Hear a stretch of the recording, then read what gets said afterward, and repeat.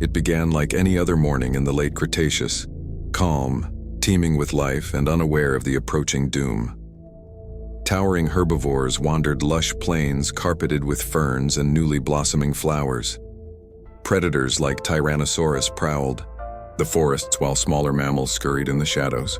The Earth was alive, vibrant, but not for long. Far above the planet, unseen and unstoppable, a mountain-sized asteroid tore through the vacuum of space, aimed with cruel precision at Earth. In seconds, a blinding fireball, brighter than the sun, erupted across the sky. Its arrival was sudden, its consequence unimaginable. Then came impact. With force greater than 1 million nuclear bombs, the asteroid slammed into what is now the Yucatán Peninsula. The Earth screamed. Rock, ocean, and atmosphere vaporized on contact. A crater over 100 miles wide was gouged into the crust. A colossal plume of molten rock and searing gas burst skyward, breaching the atmosphere and launching debris into space. Within moments, an apocalyptic shockwave ripped across the planet. The ground convulsed violently, as if the entire Earth were breaking apart. Near ground zero, nothing survived. Trees exploded, animals were instantly incinerated, even solid stone melted under the immense heat and pressure. Herds of dinosaurs vanished in an instant. Not even the smallest creature had time to flee. Hundreds of miles away, a wall of air moving faster than sound raced across the land, flattening forests like matchsticks. It was as if a continent-sized bomb had gone off. Mountains trembled, earthquakes echoed around the globe. In the oceans, the destruction was equally swift. The impact site straddled shallow seas, displacing unimaginable volumes of water. Giant tsunamis, hundreds of meters high, surged in every direction. Coastal regions from the Gulf of Mexico to distant lands were swallowed by waves. Water rushed inland, then retreated violently, dragging with it forests, animals, and anything else in its path. Hours later, those waves reached distant shores, still mighty enough to erase entire ecosystems. But the worst was yet to come. Above the burning Earth, the sky began to fall. Molten rock and ash ejected into the atmosphere now returned, raining down as billions of white-hot projectiles. The skies filled with blazing meteors, not from space but from Earth itself. Some were no bigger than pebbles, others the size of trucks. They ignited the sky and with it, the surface below. For hours, an invisible wave of radiant heat spread globally. This wasn't fire. It was something worse. A thermal pulse so intense it cooked the very air. Across continents, vegetation burst into flame. Animals caught in the open didn't just burn, they were incinerated from the inside out. A hadrosaur fleeing across an open plain stood no chance. Flesh seared, lungs collapsed. The very world was alight. Only the lucky few, those in caves, deep burrows, or submerged in water, escaped the initial hellfire. By the end of the first day, Earth was a scorched wasteland.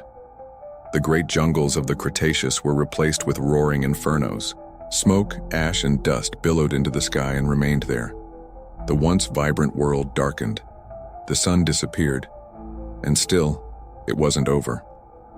In the days that followed, darkness fell over the entire planet. Not night, something deeper, more suffocating. A thick sun-blocking haze of soot and pulverized rock encircled the Earth, casting it into a twilight that lingered even at noon.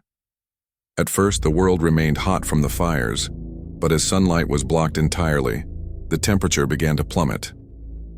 What began as fire turned to ice. The photosynthesis that fed the world's plants ceased. The food chain collapsed. Insects, herbivores, predators, one by one, they vanished. Only a few resilient species survived the long darkness to see light again. This global catastrophe, known to us as the Chicxulub impact, marked the end of the dinosaurs' 170 million year reign. It didn't take a slow decline, it took a single, terrible day. And from that day forward, Earth would never be the same. Having settled in thick drifts over the ruins of the Cretaceous ecosystem, in what is now North America, gray-black ash covers the ground, burying charred ferns and the burned carcasses of dinosaurs. The air reeks of smoke dust and death in these first days. The global fires begin to extinguish themselves simply because there's almost nothing left to burn. Entire forests turned into blackened stumps, and glowing embers here and there on the ashen ground lie the motionless silhouettes of once mighty dinosaurs. The Triceratops, having survived the initial blast, wanders through a scorched grove. Its skin blistered, its eyes clouded with ash. Disoriented in the eternal gloom, it instinctively calls out. But in this silent, charred world, there is no familiar answer, weakened by injury and poisoned air. The massive beast staggers and collapses into the ash drifts. The atmosphere itself is in turmoil. Towering thunderclouds, heavy with ash and soot, gather above the scorched earth. Lightning constantly flashes across the blackened sky, igniting new blazes even as rain begins to fall. But this is not life-giving rain. Instead, it is thick and acidic. The soot and cirrose particles from the impact have turned the precipitation into acid. These black rains fall intermittently, forming toxic puddles that hiss as they eat into the soil, and stone rivers and lakes are tainted with sludge, mud, and charred debris. Any remaining plants that had not yet burned now wither under the onslaught of acid and lack of sunlight. Meanwhile, the ground continues to tremble with powerful aftershocks. The colossal impact not only generated shockwaves at the moment of collision, but continues to agitate the Earth's crust for days, possibly weeks. The land rarely remains still. Each aftershock sends fresh landslides down already damaged hillsides and triggers small tsunamis that ripple across churning oceans. The planet quite literally is reeling from the aftermath on land. Every creature that somehow survived the initial hours is now in a desperate struggle. Modern simulations have shown that the darkness persisted day after day, meaning that no plant could carry out photosynthesis. Once lush Cretaceous landscapes quickly turned barren. In a burrow, a small shrew-like mammal has survived the hellish fires thanks to its underground shelter, and it cautiously emerges into the murky daylight in search of food. The sky occasionally releases fine dust and tiny droplets of molten rock. The mammal scrambles over the corpse of a dinosaur, searching for edible scraps among the cooling ash, and finds very little. In the distance lies an Edmontosaurus duck-billed herbivore, still alive, but barely. Its flesh is burned, and each breath draws. In more ash, there are no ferns, no leaves, only the bitter taste of soot within a day or two. This 5-ton dinosaur, like so many others, finally dies of the dark, poisoned world across the globe. The once dominant creatures of the late Cretaceous die out in mass, their food sources vanished, and the world changed beyond recognition. By the end of the first few days, the entire surface of the Earth has essentially become a disaster zone. The wildfires have mostly burned themselves out, but not before filling the atmosphere with billions of tons of soot. The sun remains hidden behind this dense stratospheric haze, and even at midday, the planet is cloaked in a dusty twilight. The stage is set for a much longer global catastrophe, a prolonged impact winter that will claim even more life in the coming weeks, according to scientists. The peak eclipse phase began within weeks after the impact and lasted for months. During this time, the world plunged into a deep freeze, with sunlight blocked. Surface temperatures dropped sharply. Daytime highs that once were pleasantly warm now hovered near freezing in many regions. The nighttime cold was even more severe, made worse by the complete lack of solar heat in areas that were once tropical. Each morning now brought a thin layer of frost settling on the ashen soil. This impact winter wrapped the planet in a cold darkness and unforgiving environment where only a few creatures could survive. Plants died off en masse across the globe. Grasses, flowers, and leaves either burned or withered in the sunless gloom. Photosynthesis had nearly ceased, destroying the foundation of the food chain in the oceans. Algae and phytoplankton, microscopic marine plants, they perished without sunlight, triggering a collapse of marine ecosystems. A chain reaction of extinction gathered momentum. Giants that had survived the initial chaos, if there were any now, fell victim to starvation and cold. One by one, species that had flourished for millions of years vanished. The enormous titanosaur, once a 30-ton giant, weakened as its energy reserves ran out alongside a few others like it. It wandered on the desolate plains, searching in vain for vegetation. Now its colossal skeleton lies on the ground. Dusted with ash, carnivorous dinosaurs fared no better. Facing starvation, also alone, weakened and emaciated Tyrannosaurus rex, the apex predator of the age, stood still, for there was nothing left to hunt the situation. In the water is just as dire. Vast collections of rotting plants and corpses are carried down via rivers into the ocean seas that once teemed with life had become water graveyards, and places oxygen levels fell as decomposition consumed what little could still be produced. Through photosynthesis, coral reefs bleach and die along with many fish in the cool and dark oceans. The great marine reptiles of the Cretaceous mosasaurs and plesiosaurs had mostly already perished either from the initial shock or from the collapse of the marine food web. Even the once abundant ammonites mollusks with spiral shells were nowhere to be found. Their kind did not survive the disaster on a starlit beach far from the impact site. A giant sea turtle crawled ashore amid the debris, and somehow had survived. The initial chaos, if there were any now, fell victim to starvation and cold. One by one, species that had flourished for millions of years vanished. The enormous titanosaur, once a 30-ton giant, weakened as its energy reserves ran out alongside a few others like it. It wandered on the desolate plains, searching in vain for vegetation. Now its colossal skeleton lies on the ground, dusted with ash. Carnivorous dinosaurs fared no better.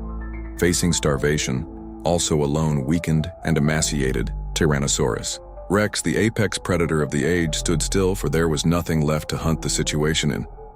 The water is just as dire. Vast collections of rotting plants and corpses are carried down via rivers into the ocean seas that once teemed with life, had become water graveyards in places. Oxygen levels fell as decomposition consumed what little could still be produced through photosynthesis. Coral reefs bleach and die along with many fish in the cool and dark oceans. The great marine reptiles of the Cretaceous mosasaurs and plesiosaurs had mostly already perished, either from the initial shock or from the collapse of the marine food web. Even the once abundant ammonites mollusks with spiral shells were nowhere to be found. Their kind did not survive the disaster on a starlit beach far from the impact site. A giant sea turtle crawled ashore amid the debris, and somehow had survived the aftermath. Perhaps by hiding in the depths, it laid eggs under a sky it could no longer see, guided by instinct. But in the weeks after the impact, many of these nests would be lost. The colder temperatures and ecological turmoil were no help to reproduction. In the utter darkness, resilience of life was put to the test. Only the small, the adapted, or the lucky ones managed to find refuge. Some feisty mammals and reptiles remained underground for long periods, feeding on the stores of food or the bodies of dead insects. A few hardy crocodiles and turtles survived by slowing their metabolism, burrowing into the mud or sheltering underground in a damp burrow in the territory of what is now Asia. A clutch of frog eggs survive, thanks to the insulating effect of the mud protecting them from all the temperature swings. Insects that fed on dead matter like beetles and larvae still found food in this vast graveyard, allowing some of them to persist even after the herbivores disappeared. Fungi and mold spread rapidly, thriving on the abundance of decaying organic material. These saprophytes needed no sunlight, which allowed them to flourish in the eternal night. In fact, the only visible green in many areas wasn't green at all, but a fluffy white carpet of fungus consuming what had once been living tissue. Weeks pass and the mass extinction reaches its peak. A massive percentage of Earth's species had been wiped out by the combined forces of fire, darkness, cold, and starvation. By some estimates, nearly 34 of all species are now gone. The mighty dinosaurs, except for a few surviving birds, are no more. Entire families of reptiles, mammals, birds, insects, and plants had been erased in what was practically an instant on the geological timescale. A dreadful silence reigns over the land. The constant hum, chirping, and roaring of the late Cretaceous had gone quiet. If you stood in what was once a vibrant Cretaceous forest, all you would hear now is the moaning of a cold wind through blackened trees and the distant rumble of the occasional storm. The age of the dinosaurs ended in darkness and ice, but even in this bleak time, not all life was extended. Scattered here and there were the seeds of what would eventually rebuild everything. The small and clever kept going. The worst of the cataclysm was over, and now the survivors faced the slow challenge of restoring life over the coming months and years. A few months after the impact, the impenetrable darkness begins to slowly dissipate. Dust and soot in the upper layers of the atmosphere gradually settle here and there. Pale sunlight breaks through the thinning clouds, revealing the devastation below. In minute detail, it will take several more years for the sky to fully clear. But the process has already begun as sunlight gradually strengthens the frigid weather. Conditions begin to ease slightly. Daytime temperatures slowly rise from near freezing levels to more tolerable values, at least near the equator. The sun, though still weak and hazy, begins to bring a hint of warmth to the surface battered by cold. In some places, the eternal twilight gives way to a grim, overcast day. The creatures that survived the dark weeks now cautiously emerge into this new, altered world with the return of sunlight. Plants begin to push through hesitantly. The earth, though devastated, is not without hope. Dormant seeds left in the soil now sense warmth and moisture and begin to germinate. Often the pioneers in such cases are ferns and other hardy terrestrial plants that can quickly grow in nutrient-rich post-fire soil. As later fossil records will show, many regions experience a so-called fern spike. Ferns cover the landscape during the early stages of recovery.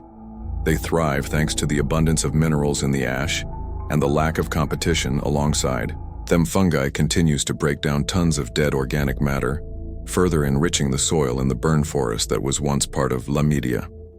Western portion of North America, the forest floor was already green with a layer of ferns just a few months. After the disaster, these low plants stabilized the soil and they paved the way for other vegetation. Nearby, the charred stump of a cycad miraculously sprouts new shoots from its base. Some forms of life prove resilient enough to grow even after being burned. Slowly but surely, hints of green return to the brown-black landscape. Surviving animals begin to reappear and spread through the NENT post-impact ecosystems in the absence of giant dinosaurs. Small creatures take center stage. Mammals, once secondary players, now emerge into a world almost devoid of competitors by dinosaur standards. These survivors are tiny, most of them no bigger than a house cat, and many are mouse-sized. For example, early Paleocene mammals like Purgatorius, primitive primal-like creature about 6 in long, and Madma, a rodent-like multituberculate, were already around at the end of the Cretaceous and managed to survive the catastrophe, as evidenced by their fossils found on both sides of the Cretaceous Paleogene boundary. Their small size and behavior helped them survive. They needed less food, could hide easily, and some adapted to eating a wide range of things. Thanks to this, shortly after the dinosaurs' extinction, these rat-like mammals filled the empty ecological niches. Their descendants include all modern mammals, including us, in the undergrowth of a regenerating forest.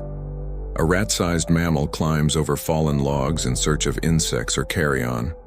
It finds a beetle nest, feasting on the decaying carcass of a triceratops, and eagerly devours them nearby. A lizard warms itself on a heated rock.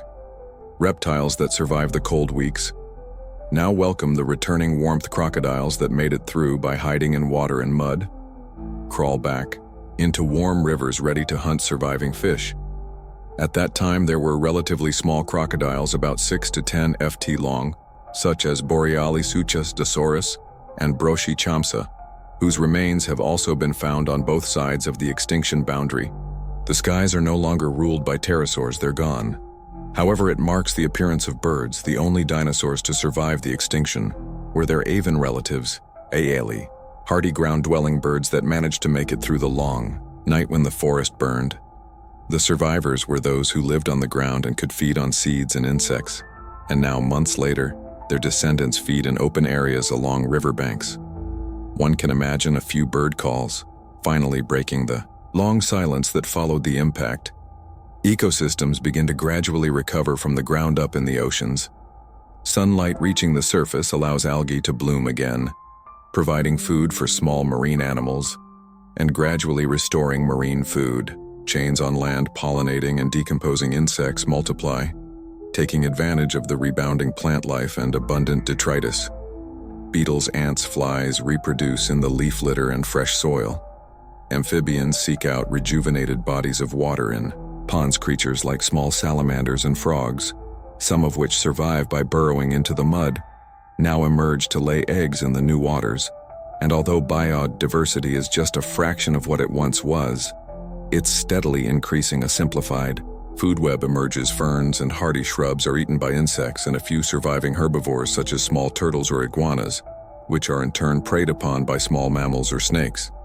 It's now a world of small creatures where resilience and adaptability matter more than brute size in a nutrient-rich river. Delta willow-like plants and palms begin to grow along with herbivorous fauna. Life quietly recovers among the cracks of destruction approaching several months after the impact Earth is beginning.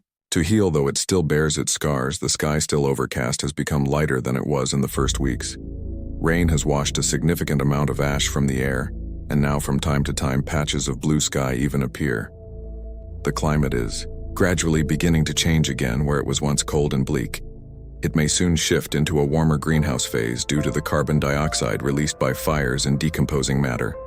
For now, the surviving forms of life make use of every clear day and every faint ray of sunlight to feed, grow, and reproduce. These humble survivors are writing the first chapter of a new era. Over time, they will diversify and once again fill Earth with an abundance of life. 66 million years ago, one catastrophic event nearly sterilized our planet. The aftermath of the asteroid that wiped out the dinosaurs was a grim and brutal natural disaster, unparalleled at scale. A planetary nightmare that lasted for years. In that time, Earth changed from a lush paradise of giants to a shadow-covered world ruled by fire and ice. And yet, even in the face of near-total annihilation, life found a way to survive and recover. The catastrophe ended the age of dinosaurs.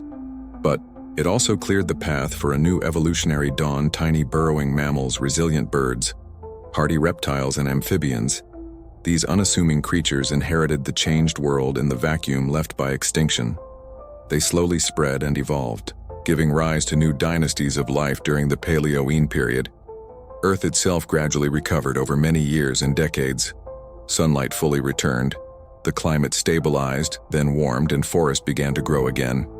Not as they had before, but thriving nonetheless. What had once been the KG impact scar at Chicxulub eventually vanished beneath the jungle and ocean, leaving only a thin layer of meridium-rich clay in the geological record as a memorial to that fateful event in the millennia that followed. Ecosystems around the globe regained astonishing complexity, and millions of years later, the descendants of survivors repopulated the rejuvenated planet with new species. The end of one era became the beginning of another in this cycle of destruction and renewal. We witnessed the extraordinary resilience of life on Earth. The asteroid's aftermath was unimaginably harsh, fiery rain from the sky, darkness that froze the world, and an extinction event that wiped out the vast majority of species. But it was not the end of the story. From fragile beginnings, life bloomed again, ultimately leading to the rich and diverse world we know today. And the legacy of that catastrophe lives on to this day in every bird that takes flight and in every mammal that walks the earth, including you and I.